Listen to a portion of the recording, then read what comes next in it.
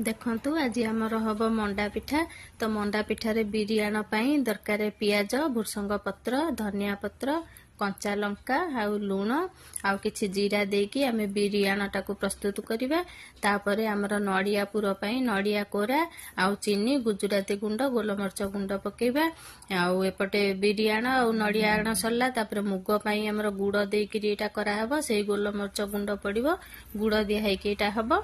आउ तापरे आमर जो चूना आणटा प्रस्तुत करिया पई पानी फास्ट फुटा हो गला।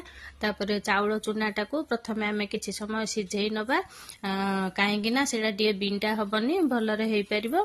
तो एबे सिझी गला परे आमर ताकू जंतुणी करिवे।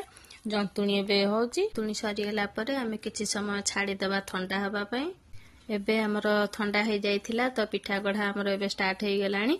देखंतु आमर राति रे आउ रोसई नाही, आज मंडा पिठा खिया जीवो। तो देखंतु की पिठा सब को शेप रे बना हेची। ये होची बिरि पिठा आउ से गोल पिठा होची सेटा नडिया पिठा आउ ए जो चारिकणिया टाइप रो सेमती टाइप रो होची मुगो पिठा।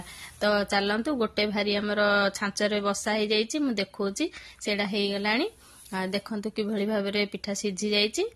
तो देखंतु एटी हमर थाली रे काढी की देखौची सेटा ऊपर पिठाटा जो नडिया पिठाटा टिके भांगी गला, अधिक सिझी गला। तो एपटे कंचा पिठा एपटे सिझा पिठा रहिली। Bye bye.